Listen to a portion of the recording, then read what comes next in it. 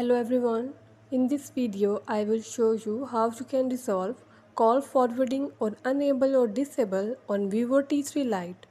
Before starting this video, please subscribe this channel. Let's start our video without wasting any time.